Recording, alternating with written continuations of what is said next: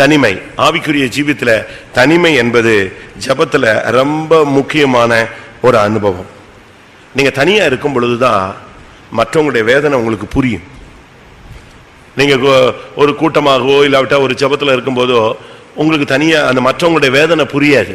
நீங்க பாருங்க மத்தேயு 14:24 பாருங்க. அதற்குள்ளாக படவு நடுக்கடலிலே சேர்ந்து எதிர்காற்றாய் இருந்தபடியால் அலைகளினால் அலைவுபட்டது. இரவி 4ஆம் ஜாமத்திலே இயேசு கடலின் மேல் நடந்து அவர்களிடத்திற்கு வந்தார். அவருக்கு தெரிஞ்சிருச்சு சீஷர்கள் கஷ்டப்படுவது. தனிமை ஜபம் என்பது தேவன் உங்களோடு அருமையாக இடைபடுவதற்கு ஒரு ஏதுவாக இருக்கும். அதை நீங்க பிராக்டிஸ் பண்ணணும். தனிமை ஜபம். தனிமை என்பது ஒரு மனுஷன் தனியா உட்கார்ந்து இருதயத்தை ஊற்றணும், நல்லா ஊற்றணும். அப்படியே ஃபுல்லா ஆராய்ச்சி பண்ணிடலாம். நம்முடைய ஜீவியத்தையே ஆராய்ச்சி பண்ணிடலாம், மொத்தத்தையும் ஆராய்ச்சி பண்ணிடலாம். சில டாக்டர்ஸ் எல்லாம் பாருங்க, சில ஆராய்ச்சியாளர்லாம் பாருங்க. சில ஆராய்ச்சியாளர்கள் இந்த சயின்டிஸ்ட் எல்லாம் நீங்க பாத்தீங்கன்னா ஆச்சரியமா இருக்கும். மீசை கூட எடுக்க மாட்டான், தாடி கூட எடுக்க மாட்டான், சாப்பிட கூட மாட்டான். அவனுக்கு குடும்பம், மனைவி, பிள்ளை இதெல்லாம் யோசனையிலேயே வராது. அவன் முழுவதும் எதுலதான் இருப்பான்? அந்த ஆராய்ச்சி ஆராய்ச்சி ஆராய்ச்சி ஆராய்ச்சி. ஒரு பையன் இந்த கம்ப்யூட்டர்ல அவனுக்குள்ள ஒரு ஆவி பூந்துருச்சு. கம்ப்யூட்டர்ல போய் உட்காந்துக்கிட்டான்.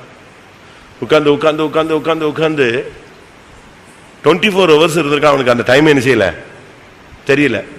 முதல் நாள் சாயங்காலம் அந்த கடைக்கு வந்த வசூல் பண்ண வந்தவன் காசு கட்டிருக்கான்.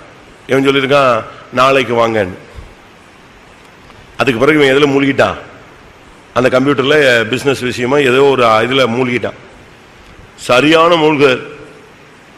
அடுத்த 24 மணி நேரம் கழிச்சு அவன் சொன்னால அடுத்த நாள் சாயங்காலம் வர சொல்லி அதே ஆள் வந்துட்டான். அப்பதான் இவனுக்கு தெரியுது சாப்பிட போல குடிக்க போல எதையுமே கவனிக்கல. இவன் பாட்டுக்கு ஷட்டரை இறக்கி விட்டு நிஞ்சிட்டே இருக்கான், வேலை செஞ்சிட்டு. அவன் என்ன கண்டுபிடிச்சான் தெரியுமா? அந்த கம்ப்யூட்டருக்கு முன்னால ஒரு போர்டு இருக்கு இல்லையா, கீபோர்டே இல்லாம செல்லுலயே ஆபரேட் பண்ற மாதிரி ஒரு கண்டுபிடிச்சான். கலெக்டர்ஸ்க்கு முன்னாலெல்லாம் போய் அதை போட்டு காட்டினான். இப்படி அவனுடைய மூளை எதோ போச்சே, அவனுக்கு வீட்டுக்கு போகணும்னு சிந்த வரல, எல்லாத்தையும் ஆஃப் பண்ணி போட்டு பேசாம அதுலயே மூழ்கிறது. இதே மாதிரிதான் ஆராய்ச்சியாளர்கள்லாம் இப்படித்தான் போயிட்டாங்க. அப்படியே மைனூட்டா மைனூட்டா மைனூட்டா மைனூட்டா அதுலயே உள்ள போயிடுறது. அதுபோல தேவ சமூகம் என்பதை அது ஒரு இன்ட்ரெஸ்டானது ஒரு சப்ஜெக்ட். அதுல போய் எல்லாருக்கும் அது இன்ட்ரெஸ்டா இருக்காது. ஒரு சிலருக்கு தனியா இருந்தா பேய் பிடிச்ச மாதிரி இருக்கும். உட்காந்து யோசிச்சுக்கிட்டு சோத்திரம் சோத்திரம் சோத்திரம் வாங்க பயந்துருவாங்க, எந்திரிச்சு ஓடி போயிடுவாங்க. ஒரு சிலர் அப்படி இல்லை, தனியா உட்காந்து அழகா ஊற்றி இருதயத்தை ஊற்றி ஜெபம் பண்ணுவாங்க. அவங்களுக்குள்ள அந்த ஆண்டவரும் அவங்களும் சேர்ந்துட்டாங்கன்னா அதை போல ஒரு வாழ்க்கையில என்னது நன்மை இருக்காது. அந்த அளவு ஜெபிக்கணும். எனக்கு தெரிஞ்சு எத்தனையோ பேர் அப்படி ஒரு பிராக்டிஸ் வச்சிருக்காங்க. எவ்வளவு பேர். சில பாஸ்டர்ஸ் எல்லாம் சில இடத்துக்கு போயிடுவாங்க. சில பெரிய பெரிய பிரசங்கிமாரெல்லாம் நீங்க பாத்தீங்கன்னா அவங்க சில ப்ரோக்ராமுக்கு முன்னால எங்க போயிடுவாங்க, தனியா எங்கேயாவது ரூம் எடுத்து தங்கிடுவான். 8 மணி நேரம் 12 மணி நேரம் 1.5 நாள் 2 நாள் உபவாசம் போட்டு அங்கேயே கிடக்கிறது. ஆண்டவர் ஒரு பதில் கொடுக்கிற வரைக்கும், ஆண்டவர் ஒரு விடுதலை கொடுக்கிற வரைக்கும், ஆண்டவர்கிட்ட இருந்து ஒரு ரிசல்ட் வர்ற வரைக்கும். சில பாஸ்டர்ஸ் அப்படி இருந்திருக்காங்க. நீங்க பாஸ்டர் முத்தையான்னு கேள்விப்பட்டிருப்பீங்க, நம்ம சபையில நாசரேத் தான். அவருக்கு பேரு முரடன் முத்தையான்னு சொல்லுவாங்க. முரட்டு முத்தையான்னு. விசுவாசத்துல அப்படியே ஸ்ட்ராங்கா நிக்கிற ஒரு ஆள். கத்தாவே நான் போய் யார்த்தையும் பேச முடியாது, எனக்கு நாளைக்கு இவ்வளவு தேவை கிடைக்கிற வரைக்கும் நான் மாடியை விட்டு என்ன செய்ய மாட்டேன், இறங்க மாட்டேன், அவ்வளவுதான். உட்காந்து ஜெபிச்சு அந்த காசு மாடிக்கு வந்து சேர்ற வரைக்கும் எங்க இருப்பாரு, மாடியில் இருப்பாரு. நம்ம என்ன செய்வோம் தெரியுமா? கத்தாவே நான் புறப்பட்டு போறேன், எங்க அக்கா இந்த காசை கொடுத்துடணும் சுவாமி, கடன் கேட்ட உடனே கொடுத்துடணும் ஆண்டவரே. இப்படி ஜெபம் பண்ணிட்டு போனா அந்த அக்கா கொடுக்கத்தான் செய்வா. என்ன நீ எதைத்தான் ஜெபம் பண்ணிருக்க? எங்க அக்காட்ட போய் நான் பிச்சை கேப்ப, நீங்க காசு கொடுத்துடணும் அப்படின்னா நீ ஜெபிச்சுட்டு வர, சரி போன்னு சொல்லிடுறாரு. அப்படித்தானே? உண்மைதானே? அதே இதுல ஆண்டவரே நான் யார்ட்டையும் கேட்க மாட்டேன், நீங்க தான் எனக்கு தரணும்னா அவரு வேற வழி இல்லை. அவர் இறங்கி என்ன செஞ்சுதான் வாங்கணும், வந்துதான் ஆகணும். நம்முடைய ஒரு தனி ஜெபம்ங்கிறது நாமும் தேவனும். இந்த பிராக்டிஸ் இந்த நாட்களில் தேவன் பயிற்சி வைக்க நம்முடைய சபையில் உள்ளவர்களுக்கு வாஞ்சிக்கிறார். ஒரு நீங்க போய் உங்களுடைய பிரச்சனையை ஒரு ஊழியக்கார்ட்ட ஷேர் பண்ணிடலாம், இல்ல ஒரு நண்பன்கிட்ட ஷேர் பண்ணலாம். அவன் உங்களுக்கு ஜெபிப்பான், அது அவனுடைய கடமை. அவன் ஜெபிச்சாலும் ஜெபிக்காவிட்டாலும் அது பகுதி இல்லை. ஆனா தமிழ்ல சொல்லுவாங்க, வாயும் வயிறும் என்னது, வாயும் வயிறும் தனின்னு சொல்லுவான். அப்பா சாப்பிட்டதுனால பிள்ளைக்கு என்ன செய்ய போறது இல்லை, கிடைக்க போறது இல்லை. அப்ப நாம ஜெபிக்கணும். நம்முடைய தனி ஜெபங்கிறது ரொம்ப முக்கியமானது. உன் இருதயத்தை நீ ஊற்ற ஆரம்பிச்சிட்டீனாலே தேவன் உன்கிட்ட வந்துருவாரு. அவருக்கு தேவை முதல் இந்த ஜெபத்தினுடைய இந்த பாயிண்டின் படி பார்த்தா, அவர் தனிமையா உட்கார்ந்து இருக்கும் போது இந்த சீஷர்கள் படுகிற வேதனை தெரிந்தது. அதனுடைய சரியான அர்த்தம் என்ன? நீ தனி ஜெபத்தில் இருந்தா மற்றவருடைய பிரச்சனை உனக்கு தரிசனத்திலேயோ சொப்பனத்திலேயோ இல்லாவிட்ட தேவ சித்தத்தை கத்தர் ஏதாவது ஒரு விதத்தில் உனக்கு என்ன செய்வாரு? வெளிப்படுத்துவாரு. ஆண்டவர் பல ரகசியங்களை உனக்கு வெளிப்படுத்துவார். வேதம் சொல்லுகிறது, தன்னுடைய ஊழியக்காரராகிய தீர்க்கதரிசிகளுக்கு தெரிவிக்காமல் கர்த்தர் எதையும் என்ன செய்ய மாட்டாரு? செய்ய மாட்டார். ஆபிரகாம் விஷயத்துல சொல்றாரு, நான் செய்ய போவதை ஆபிரகாமுக்கு மறைப்பேனோ, தெளிவா சொல்றார். ஆனா சில காரியங்கள் மறைக்கப்படுவது உண்மை. கடைசி நேரத்துல நமக்கு தெரியும். எலிசா விஷயத்துல நீங்க பாத்தீங்கன்னா, அந்த சூனேமியால் காலை பிடிச்சிட்டு அழுகிறா. அப்ப இவன் சொல்றான், கர்த்தர் எனக்கு சில காரியத்தை நெஞ்சிட்டாரு, மறைச்சிட்டாரு இந்த விஷயத்த. அதுக்கு காரணம் என்ன? மறைச்சது ஆண்டவர் செஞ்ச தப்பு அல்ல, அற்புதத்துக்காக என்ன செஞ்சாரு? மறைச்சாரு. நமக்கு சில காரியங்களை வெளிப்படுத்தலன்னு சொன்னா அதுக்குள்ள ஏதோ ஒரு என்ன இருக்கு, ஒரு மிராக்கிள் மறைஞ்சிருக்கு அப்படின்னு தான் நம்ம எடுக்கணுமே தவிர, என்கிட்ட சொல்லாம எப்படி செய்யலாம்னு நம்ம கேட்கறதுக்கு நமக்கு என்ன கிடையாது, உரிமை கிடையாது. அதனால ஆவிக்குரிய வாழ்க்கையில வந்த பிறகு முதலாவது தனி ஜெபத்தினுடைய மகிமை, தனிமையாய் இருந்து போராடுகிறவனுடைய மகிமை என்னன்னா, மற்றவங்க படுற கஷ்டம் உனக்கு புரியும். இல்லைன்னா உனக்கு உங்க அம்மா படுற கஷ்டம் புரியாது, உங்க அப்பா படுற கஷ்டம் புரியாது, ஊழியக்காரன் படுற கஷ்டம் உனக்கு என்ன செய்யாது, தெரியாது. உன் கூட இருக்கிற உன்னுடைய மனைவியோ உன்னுடைய புருஷனோ உன்னுடைய பிள்ளைகளோ உன்னுடைய பெற்றோரோ படுகிற வேதனை உனக்கு என்ன செய்யாது, தெரியாது. நீ தனிச்சு இருந்து போராடும் பொழுதுதான் உனக்கு தெரியும், ஓஹோ இவங்க இவ்வளவு கஷ்டப்படுறாங்க. உடனே இயேசு எழுந்து கடலின் மேலேயே நெஞ்சிட்டாரு, நடந்தார். தனிமை ஜெபம் நம்முடைய வாழ்க்கையில ரொம்ப முக்கியமானது. நீங்க எவ்வளவு நேரம் தனிச்சு ஜெபம் பண்ணுவீங்க? ஒரு சில வீடுகளுக்கு கேட்போம், ஃபேமிலி பிரேயர் இருக்கா, 10 மணி ஜெபமா? இல்ல நாங்க எல்லாருமே தனித்தனியா ஜெபிச்சுக்குவோம். தனித்தனியா எவ்வளவு நேரம் ஜெபிச்சிருவீங்க? காலைல 2 மணி வரைக்கும் ஜெபிச்சிருவீங்களா, இல்ல 7 மணி வரைக்கும் ஜெபிச்சிருவீங்களா? அப்படியா? நீ முதல்ல ஒரு கூட்டு பிரார்த்தனை பண்ணணும். உன் வீட்டுல ஒரு பிரேயர், அதுக்கு பிறகு நீ என்ன செய்யணும்?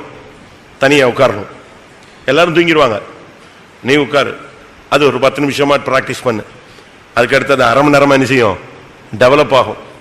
அப்படி ஜெபிக்க ஆரம்பிச்ச உடனே உனக்கு அதுல ஒரு இன்ட்ரெஸ்ட் வரும். இன்ட்ரெஸ்ட் வந்த உடனே ஒரு சிலர் வந்து சொல்லுவாங்க, எனக்கா ஜெபம் பண்ணுங்க, எனக்கா ஜெபம் பண்ணுங்க. ஒரு தரிசனம் கிடைக்கும், ஒரு வெளிப்படுத்தல் கிடைக்கும். நீ அதை இன்னும் ஷேர் பண்ணும்போது இன்னும் 4 பேர் வந்து என்ன செய்வாங்க. அது ஒரு பிசினஸ் மாதிரி. பைபிள் அப்படித்தான் சொல்லியிருக்கு. எனக்குள்ளே கிரியை செய்கிற அவருடைய பலத்த சத்துவத்தின் வல்லமையின் படியே. மலையாளத்துல வியாபார சக்திக்கு ஒத்த வண்ணம் அப்படின்னு இருக்கு. நீங்க பிரேயர் பண்ண பண்ண பண்ண அப்படி அது என்ன செய்யும், டெவலப் ஆயிடும். ஆரம்பத்துல யோசேப்பு சொப்பனம் தான் பார்த்தாருங்க. அதை டெவலப் பண்ணி வரும் பொழுது மத்தவன் பார்த்த சொப்பனத்தை என்ன செய்ய ஆரம்பிச்சிட்டான், சொல்லவும் ஆரம்பிச்சிட்டான், அதுக்கு விளக்கமும் கொடுக்க ஆரம்பிச்சான். அதான் அவனுடைய டெவலப். அதே போல நாம் இந்த நாட்களில நாம் தனித்து இருக்கும் பொழுது மற்றவங்களுடைய வேதனை தெரியும்.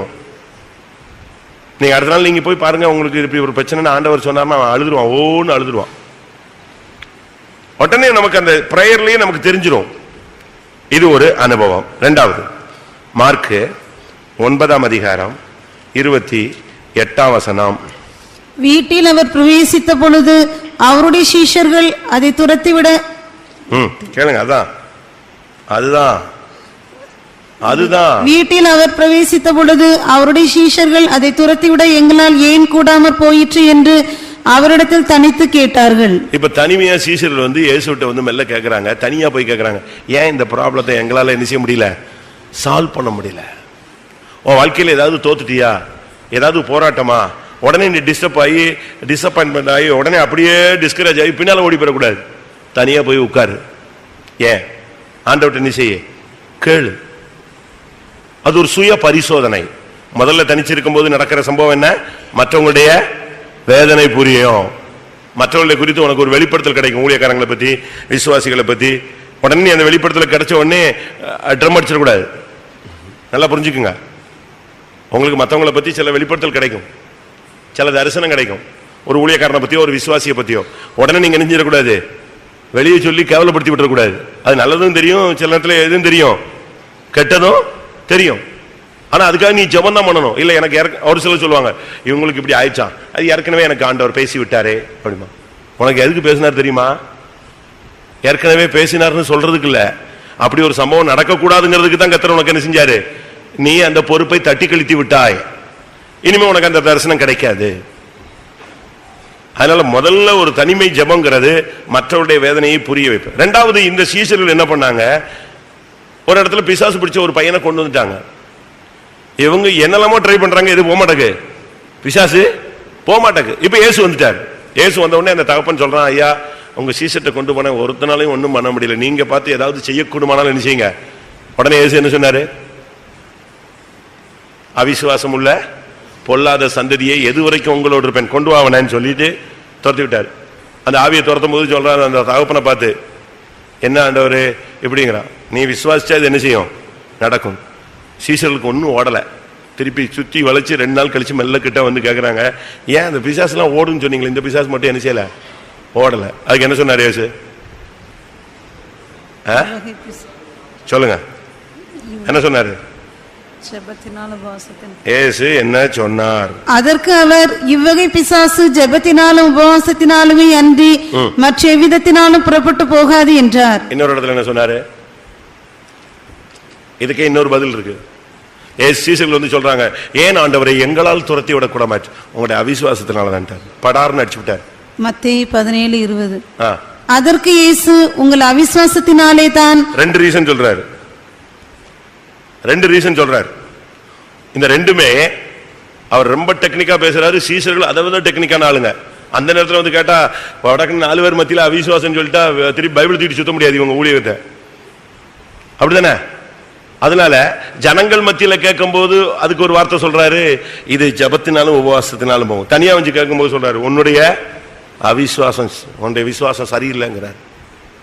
தனித்திருந்து ஜெபிக்கும் பொழுது நம்முடைய சுய பரிசோதனை பண்ணிக்கொள்ளலாம், நாமே நம்மளை சரிப்படுத்திக்கலாம், நம்மளை தாழ்த்தலாம், நாமே உடைக்க ஒப்பு கொடுக்கலாம், உருவாக்க ஒப்பு கொடுக்கலாம், நாமே நம்மளை ரீமோல்ட் பண்ணிக்கலாம். இன்னொருத்த வந்து நம்மளை திருத்த வேண்டிய அவசியம் கிடையாது. தனித்து ஜெபத்தினுடைய ஒரு சக்தி என்னன்னா, உங்களை நீங்களே சரிப்படுத்திக்குவீங்க.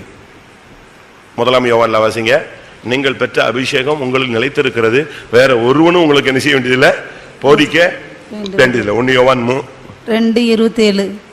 நீங்கள் அவராலே பெற்ற அபிஷேகம் உங்களில் நிலைத்திருக்கிறது, ஒருவரும் உங்களுக்கு போதிக்க வேண்டுவது இல்லை, அந்த அபிஷேகம் சகலத்தையும் குறித்து உங்களுக்கு போதிக்கிறது. பாத்தீங்களா, வேற ஒருத்தன் பிரசங்கம் பண்ணணும் அவசியம் கிடையாது. உனக்கு ஆவியானவர் உனக்குள்ள இருந்தா போதும், அழகா உனக்குள்ள கிளியரா ஒரு லீடிங் இருந்துகிட்டே இருக்கும். இதுல என்ன விளங்கி கொள்றோம், தனிமை ஜபம் என்பது நம்முடைய வாழ்க்கையில மற்றவருடைய வேதனையை புரிய வைக்கும். மற்றவருடைய வேதனையை புரிகிற ஒரு பாலிசி நம்மகிட்ட இல்ல. ரொம்ப பேர்ட்ட சில வீட்டுல பாருங்க, நீங்க மனைவி அழுதுகிட்டே இருப்பாங்க, ஒரு சிலர் சொல்லுவாங்க, அம்மா அழுதுகிட்டே இருக்காங்க, அவ அப்படித்தான் அழுதுகிட்டே இருப்பா, போடா வேலையை பார்த்து பாருன்னு பிள்ளைகிட்ட சொல்லிட்டு போயிடுவாங்க. இருக்கா? ஏமா அப்பா சாப்பிடவே இல்லை, அந்த சாப்பிடாட்டா கிடக்குறான் அப்படின்னு சொல்ற மனைவியும் என்ன செய்யுது இருக்கு. ஏன்னா அவங்களுக்கு எது தெரியாது, மற்றவங்களுடைய வேதனை புரியாது. ஆனா தனியா உட்கார்ந்து ஜெபிச்சு பார்த்தாதான், ஓஹோ நம்ம அவங்க அப்படித்தானே சொன்னாங்க, நம்ம தானே அவசரப்பட்டு பேசிட்டோம், இது என்ன செய்யலாம் உட்கார்ந்து. எனக்கு தெரியும், ஒரு பாஸ்டருடைய ஃபேமிலியில் உள்ள ஒரு ரிலேஷன், அவங்களுக்கு பயங்கரமான சண்டை வந்துருச்சு, புருஷனுக்கும் மனைவிக்கும். ஒரு சின்ன மிஸ் அண்டர்ஸ்டாண்டிங் பெருசா வளர்ந்துருச்சு, ரொம்ப பெருசா வளர்ந்துருச்சு. 2 வருஷமா ஒரே வீட்டில் இருக்காங்க, வாழ்க்கை கிடையாது, எந்த விதமான பேச்சுவார்த்தையும் கிடையாது. அவர் டாக்டர் வருவாரு, கார் நிறுத்திட்டு இறங்கி வருவா, நேரம் எங்க போயிடுவா, டேபிளுக்கு போய் சாப்பாடு இருக்கும், அதை சாப்பிடுவான், அப்படி மாடி கேட்டுக்குவான், இறங்கி வருவா. அந்த 1ஆம் தேதி 2ஆம் தேதி அவங்க வந்து அந்த ஹாஸ்பிட்டலில் ஷேர் பண்ணுவாங்க 2-3 டாக்டர்ஸ். இவருக்கு ஒரு அமௌண்ட் உண்டு, அந்த அமௌண்ட் இருக்கும். இவர் வருவார், அவள் எங்கேயாவது உட்காந்துருந்தானா அப்படி டேபிளை தூக்கி அடிப்பார், டமால்னு ஒரு 25,000 வந்து விழும், அவ்வளோதான். உடனே அவள் எடுத்துக்கணும், பிள்ளைய ஸ்கூலுக்கு அனுப்புறது எல்லாம் பார்த்துக்கோ, எல்லாமே அவங்க செஞ்சுக்கணும். அவர் வந்துட்டு போவார். 2 பேருக்கும் ஒரு சின்ன பிரச்சனை, அது பயங்கரமாக நீடிச்சிருச்சு. அதுக்குள்ள இந்த இடை நாட்களில் நான் அந்த பிள்ளைய விசிட் பண்ணேன், 2 குழந்தைங்க. இடை நாட்களில் அது நம்ம சர்ச்சுக்கு கொஞ்சம் கொஞ்சம் கொஞ்சம் கொஞ்சமாக வர ஆரம்பிச்சது. அவங்க சிஎஸ்ஐ, கடைசியில் ஒரு நாள் பூகம்பம் வெடிச்சிருச்சு. அவங்க அப்பா அம்மாக்கெல்லாம் தெரிஞ்சு 2 வருஷம் கழிச்சு பொண்ணோட அம்மா அப்பாவுக்கு விஷயம் தெரிஞ்சிருச்சு. பயங்கரமான பிரச்சனை பண்ணிட்டாங்க. அன்னைக்கு இவங்களுக்கும் போய் பிரச்சனையை சால்வ் பண்ண முடியாம இவங்களும் போட்டு கத்தி சண்டையை போட்டு, இன்னும் 1/2 மணி நேரத்தில் என்ன நடக்குது பாரு அப்படின்ட்டு நேரம் எங்க வந்துட்டாங்க, சர்ச்சுக்கு வந்துட்டாங்க. சர்ச்சுக்கு வந்து அவங்களுக்கு என்ன பண்ணணும்னு தெரியல. 2 பிள்ளைங்க இருக்கு. இவங்க சொல்றாங்க, 2 பிள்ளையும் அவன் எடுத்துட்டு போனோம்னா போட்டும், என் பிள்ளைக்கு வயசு இருக்கு, நான் கல்யாணம் கட்டி கொடுப்பேங்கிற மாதிரி தான் யாரு சொல்றா, அம்மாவும் அப்பாவும் பொண்ணோட தாய் தகப்பன் பேசுறாங்க. நான் சொன்னேன், இதெல்லாம் ஒழுங்கு இல்லை, உட்கார் ஜெபம் பண்ணலாம், கர்த்தர் ஏதாவது என்ன செய்யட்டும். ஏன்னா பணம் ஜாஸ்தி, அவங்களுக்கு என்ன பண்ணணும்னு டென்ஷன்ல இருக்காங்க, என்னனாலும் பண்றதுக்கு ரெடி. ஆனா இவங்க இங்க வந்துட்டு போறதுக்கு உள்ள அவங்க 2 பேரும் தனியா உட்காந்து பேச ஆரம்பிச்சிட்டாங்க. இந்த பிள்ளை அடிக்கடி கூட்டத்துக்கு வந்து கொஞ்சம் கொஞ்சமா இவளுக்கு சில மாற்றங்கள், நம்மளாலதான் இந்த பிரச்சனையோ அப்படின்னு ஒரு கேள்வி. தன்னையே உட்கார்ந்து சோதிச்சு பார்த்ததுல இவளுக்குள்ள நம்ம இதெல்லாம் செஞ்சிருக்க கூடாது, இதெல்லாம் அவசரப்படுத்திட்டோம், இது அவர் காயப்பட்டாரு அப்படிங்கிற ஒரு ஃபீலிங் வந்துருச்சு இவளுக்கு. அவர் உட்கார்ந்து பேச ஆரம்பிச்சான். கொஞ்ச நேரத்தில் பாத்தீங்கன்னா 1/2 மணி நேரம் கழிச்சு இவங்க வீட்டுக்கு போனா புயலை நெஞ்சிருச்சே, ஆஃப் ஆகி போச்சு. இவங்க 2 பேரும் போய் காரை விட்டு இறங்கி என்ன சொன்னான், எப்படின்னு கத்தனோடனே, டேடி நீங்க அமைதியா இருங்க, நீங்க கிளம்புங்க 2 பேரும், நீங்க எங்க போங்க, வீட்டுக்கு போங்க. இல்ல என்ன நான் போன உடனே அடிச்சிட்டானா, ஏதாவது பண்ணிட்டானோ, உன்னை பயங்காட்டிட்டானோ அப்படி இப்படின்னு. ஒன்னும் பயங்காட்டல, ஏன் தப்பு தான், நீங்க போங்க, சால்வ் ஆயிடுச்சு. இன்னைக்கு வரைக்கும் நல்லா இருக்காங்க. தனிமை உன்னை சரிப்படுத்தும். அதுக்காக தனிமையில ஒரு சிலர் போயிட்டு கயிறு போட்டு தொங்கிடுவான். அது தனிமையில யார் வந்துட்டா, பிதா இல்ல, யார் வந்துட்டா, பிசாசு வந்துட்டான். உன்னையே விட்டுட்டாங்க, உன்னையே விசாரிக்க மாட்டாங்க, உன்னையே கண்டுக்கல, உன் கதை இவ்வளவுதான், நீ முடிஞ்சு போன கேஸு, நீ ஏன் உயிரோட இருக்க, தொங்கிடலாம, வெயிட் எவ்வளவு நேரம் வேஸ்ட் பண்ற அப்படின்னு பேசுவான். இந்த சத்தத்துக்கு நீ இடம் கொடுத்த, அடுத்து எங்கதான், தொங்கதான் வேணும். அப்படி இருக்கும். இயேசுவை விட்டு அந்த பிரசன்ஸை விட்ட உடனே யூதாசை யார் வந்து நிரப்பிட்டா, இன்னொரு ஆள் ஃபில் பண்ணிட்டான். ஃபில் பண்ணி தனியா கொண்டு போய் நெஞ்சிட்டான், தொங்க விட்டானே. அந்த தனிமையை நான் சொல்லல, நீ மனுஷனை விட்டு தனிமையா இருக்கலாம். அதனாலதான் இயேசு, நான் முதல்ல ஒரு வசனம் சொன்னேன் யோவான்ல, நீங்கள் எல்லாரும் என்னை தனியா விட்டுருவீங்க, ஆனா நான் தனித்திறேன். யாரு இருக்கிறா, என் பிதா என்னோடு கூட இருக்கிற. அந்த பிரசன்ஸ்ல போனாதான் உனக்கு மற்றவங்க வேதனையும் புரியும், உன்னுடைய தோல்வியும் உனக்கு என்ன செய்யும், புரியும். அதுதான் ரொம்ப முக்கியமானது. அடுத்ததாக மார்க்கு 13:3. பின்பு அவர் தேவாலயத்துக்கு எதிராக ஒலிவ மலையின் மேல் உட்கார்ந்திருக்கையில் பேதுருவும் யாக்கோவும் யோவானும் அந்திரேயாவும் அவரிடத்தில் தனித்து வந்து, இவைகள் எப்பொழுது சம்பவிக்கும், இவைகள் எல்லாம் நிறைவேறும் காலத்துக்கு அடையாளம் என்ன, எங்களுக்கு சொல்ல வேண்டும் என்றார்கள். பாருங்க, இப்ப தனிச்சு போய் வருகையின் காலத்தை பத்தி விசாரிக்கிறாங்க. நீங்க உலகத்துக்கு அப்படி சம்பவிக்கும் இப்படி சம்பவிக்கும் சொல்றீங்களே, இதெல்லாம் எப்ப சம்பவிக்கும்? இது ஒரு மனவாட்டியினுடைய ஒரு கேள்வி. ஆண்டவரே எப்போ நீர் வருவீர், எப்பொழுது என்னிடத்தில் வருவீர்? தாவீது கேட்கிறான். 101 சங்கீதம் 2 வசனம். சங்கீதம் 101:2. உத்தமமான வழியில் விவேகமாய் நடப்பேன், எப்பொழுது என்னிடத்தில் வருவீர்? பாருங்க, அவன் கேட்கிறான் எப்ப நீங்க வருவீங்க. இது பழைய ஏற்பாட்டில் அவன் கேட்கிற கேள்வி. ஆனா புதிய ஏற்பாட்டில் இவங்க வந்து தனிச்சு வந்து கேட்டாங்க, ஆண்டவரே நீங்க வருகையை பத்தி பேசுறீங்களே, இந்த வருகை எப்ப சம்பவிக்கும், இனி என்னெல்லாம் சம்பவிக்கும், நீ கேளு. கர்த்தர் சொல்லுவாரா சொல்ல மாட்டாரா? ஒரு பிள்ளை இப்ப ஃபாரின்ல படிச்சுட்டு இருக்கா. அந்த பொண்ணை வந்து அந்த அம்மாவுக்கு ஊழியத்துக்கு அனுப்பணும்னு ஒரு ஆசை, அப்படி ஒரு ஆசை இருக்கு. அப்ப அந்த பிள்ளைக்காக ஜெபிக்கிறாங்க. கர்த்தாவே அந்த இடத்துல அவ நல்ல விதத்துல படிச்சு உலக மாமிசம் பிசாசுல சிக்காம நெஞ்சிடணும், கோர்ஸ் முடிச்சு ஜெயிச்சுட்டு வந்துடணும். அவளை கர்த்தாவே நீ கொஞ்ச நாள் அவ படிக்கணும்னு ஆசைப்பட்டதுனால கொஞ்ச நாள் வேலை பார்க்கட்டும், அது பிறகு நீங்க நெஞ்சிடுங்க, ஊழியத்துக்கு எடுத்துருங்க.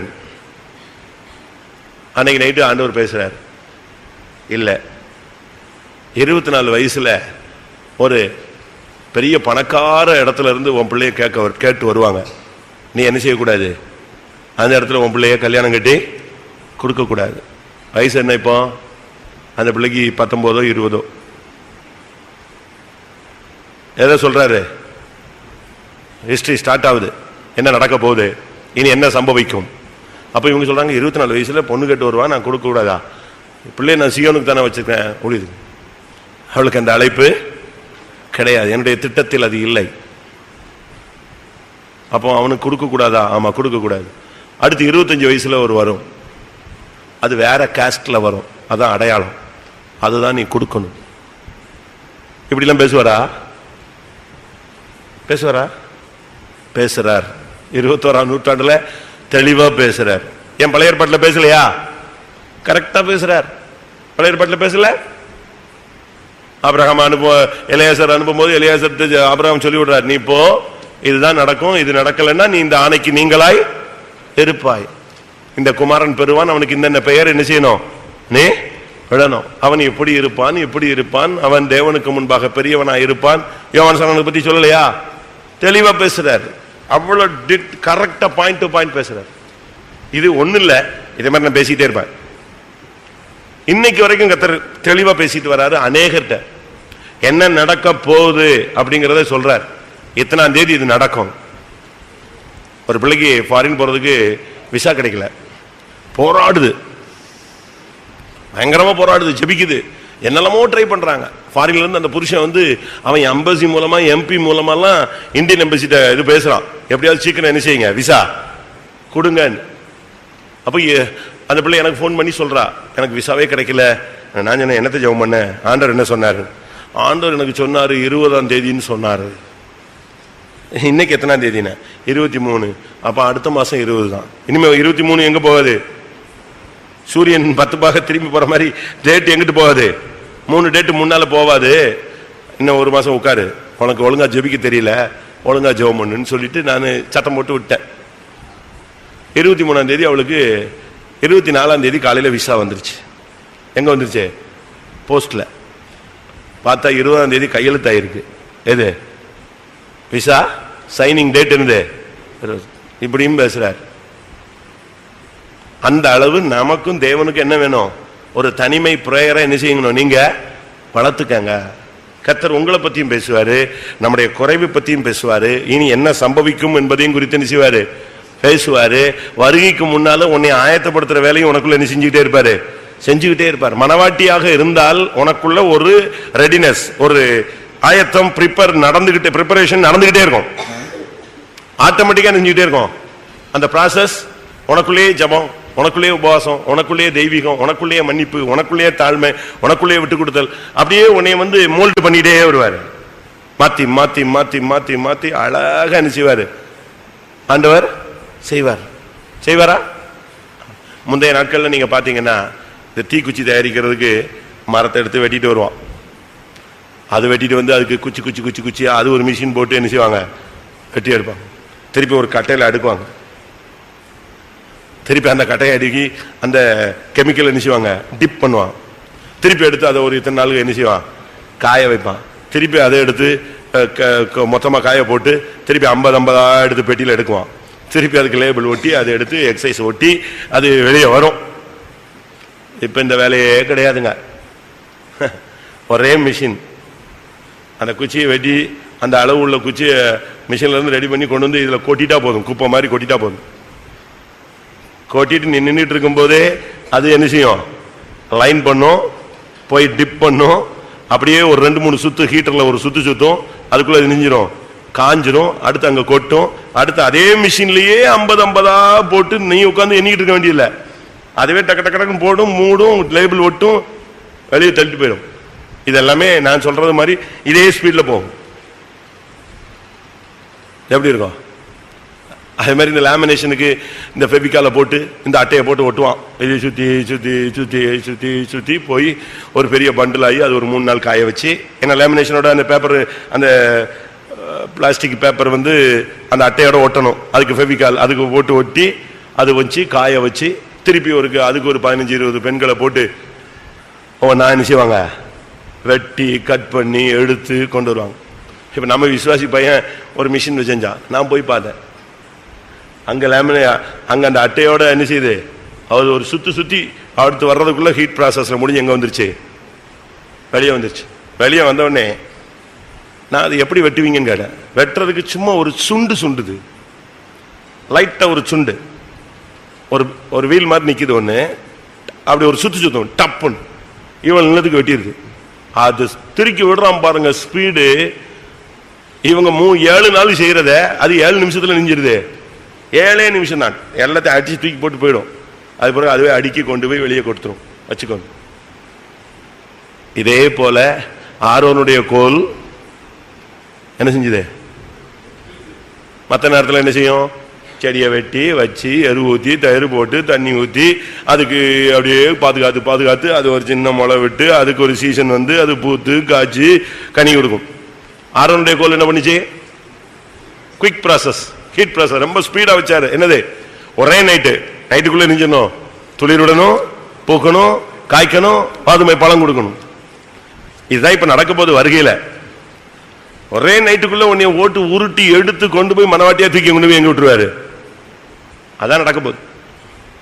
இவன் கேட்கறான், இந்த 2-3 பேரும் தனிச்சு வந்து கேட்கறாங்க, ஆண்டவரே இது எப்போ நடக்கும்? உலகத்தின் முடிவில் இப்படிலாம் நடக்கும்னு சொல்லியிருக்காங்களே. இவங்க எல்லாம் தனியா வந்து, ஏன்னா மற்றவங்க நிற்கும் போதெல்லாம் நினைச்ச முடியாது, இதை பேச உன் கேளு. உன் குடும்பத்துல உன்னுடைய வாழ்க்கையில அடுத்து என்ன சம்பவிக்க போகுது, அது ஆண்டவருடைய சமூகத்தில் நீ கேட்கலாம். அதுல ஒன்றும் தடை இல்லை. தானியேல் 10ஆம் அதிகாரம் 8ஆம் வசனம். தானியேல் 10:8. நான் தனித்து விடப்பட்டு அந்த பெரிய தரிசனத்தை கண்டேன், என் பலனெல்லாம் போயிற்று. தனித்து விடப்பட்டு அந்த பெரிய தரிசனத்தை கண்டேன். ஒரு சிலர்லாம் இன்னும் தானியேலாவே இருக்காங்க. ஒரு நாள் பார்த்த சொப்பனம் அடுத்த நாள் என்ன செய்யுது, கண்டினியூ ஆகுது. அப்படி யாருக்காவது இருக்கா? நமக்கு படுக்கிறதுக்கே நேரம் இல்லை, படுத்த உடனே கண்ணை மூடினாங்கன்னா போதும். ஒரு சிலர் பேசிட்டு இருக்கும்போது தூங்கிடுவான், வண்டி ஓட்டும் போது தூங்குற மாதிரி, அவ்வளவுதான். அதுக்கப்புறம் சொப்பனம் கிடையாது, தரிசனம் கிடையாது, வெளிப்படுத்தல் கிடையாது, ஒண்ணுமே கிடையாது. செத்து மாதிரி கிடப்பான். காலைல யாராவது எழுப்பி விட்டா திருப்பி எழுந்துச்சு மிஷின் மாதிரி ஒர்க் பண்ணும். ஆனா தானியேல் சொல்றான், நான் தனித்து விடப்பட்டு அந்த பெரிய தரிசனத்தை கண்டு திகிலடைந்து போனேன். தனிமை என்பது தேவன் தன்னுடைய சித்தத்தை வெளிப்படுத்தும் நேரம். நீங்க பாருங்க, தானியேலுக்கு கிடைச்ச தரிசனம் இன்னைக்கு வரைக்கும் இன்னும் முடிவு என்ன செய்யல, வரல. அவன்கிட்ட சொன்னாரு, முடிவு காலம் மட்டும் இது என்ன செய்யும், இருக்கும். இப்பவும் நடக்குதா இல்லையா? தானியேல் பார்த்த தரிசனங்கள் சொப்பனங்கள்லாம் இன்னும் வெயிட்டிங்ல இருக்கு. இன்னும் இப்பவும் கூட அதனுடைய முடிவு கண்டிஷன் ஒரு 90% நெஞ்சிருச்சு, இன்னும் 10% நிறைவேறாம இருக்கு. அவ்வளவு தரிசனம் பார்த்திருக்கான். கர்த்தர் உங்களோட பேசுறாரா? தெளிவா பேசுவார். ஆண்டவர் வந்து ஒரு காலத்துல மறைமுகமா பேசினாருங்க. ஆனா இப்ப அப்படி இல்லை. ரொம்ப அழகா தெளிவா எந்த இது நடக்க போகுது, உனக்கு இது நடக்கும், இது நடக்காது, இது கிடைக்கும், இது கிடைக்காது, ரொம்ப தெளிவா பேசுறார். அந்த அளவு நாம் இந்த நாட்களில் தனிச்சு ஆண்டவர்கிட்ட போராடணும். இயேசு தனிமையில் இருக்கும் பொழுது மற்றவருடைய கஷ்டங்களை புரிந்து கொண்டார். சீசர்கள் தனியா இருக்கும் பொழுது இயேசுவிடத்தில் வந்து தங்களுடைய குறைகளை கேட்டு தெரிந்து கொண்டார்கள். சீசர்கள் இயேசு தனியா இருக்கும்போது இனி என்ன சம்பவிக்கும் என்பதை தனித்து வந்து கேட்டு அறிந்து கொண்டார்கள். தானியேல் தனித்து இருக்கும் பொழுது கர்த்தர் மகிமையான தரிசனங்களை வெளிப்படுத்தினார். நீங்க இந்த பிராக்டிஸ்லாம் வரணும். யாராவது போய் ஜெபிச்சிங்களா, என்ன தெரிஞ்சது சொல்லுங்க அப்படின்ட்டு போய் நீங்க மற்றவன்கிட்ட கேட்க வேண்டிய அவசியம் இல்லை. நீ உன்னிடத்துல மற்றவங்க கேட்கிற மாதிரி நீ என்ன செய்யணும், ஜெபிக்கணும். ஏன் அந்த பக்கத்தில் உள்ளவன்கிட்ட பேசுறவர் உன்கிட்ட பேச மாட்டாரா? அதே சீவனுக்கு தான் உன்னையே கொண்டு போக போறாரு, அதே எருசலேமுக்கு தான் உன்னையே என்ன செய்ய போறாரு, கொண்டு போக போறாரு. அவருக்குள்ள எந்த பட்சபாதமும் கிடையாது. ஒரே டைம் தான் நம்ம எல்லாம் பரலோகத்துக்குள்ள போக போறோம். அப்ப அவங்க கிட்ட பேசுறதே உன்கிட்ட பேசக்கூடாதா? காரணம் வேற ஒண்ணு இல்ல, அவனுடைய செவி திறந்திருக்கு, அவன்கிட்ட பேசுறாரு, உன் செவி திறக்கல, அதனால உன்கிட்ட என்ன செய்யல, பேச முடியல. ஒரே தரிசனத்தை சில இடங்கள்ல பாத்தீங்கன்னா ஒரே மாதிரி சொல்லுவாங்க. ஒரு நாள் பாத்தீங்கன்னா நீங்க மெசேஜும் ஒரே மாதிரி இருக்கும், தீர்க்கதரிசனம் ஒரே மாதிரி இருக்கும், சாட்சியும் ஒரே மாதிரி இருக்கும், பாட்டும் ஒரே மாதிரி இருக்கும். அதுதான் கரெக்ட். சில நேரங்களில் நாங்கள் மெசேஜ் எடுத்துட்டு வருவோம், கன்ஃபார்ம் பண்ண முடியாம இருக்கும், இதை பேசிடலாமா பேச வேணாமா, அடிப்பாங்க. தீர்க்கதரிசனம் கரெக்டா நெஞ்சிடும், கன்ஃபார்ம் ஆயிடும்.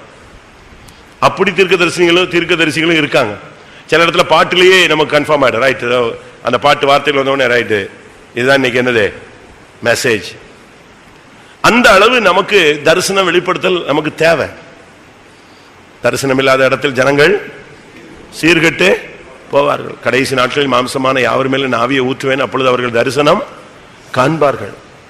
தேவனுடைய ஒரு தொடர்புக்கு பேர் தான் தரிசனம். அடுத்ததாக உபாகமம் 33:28. உபாகமம் 33:28.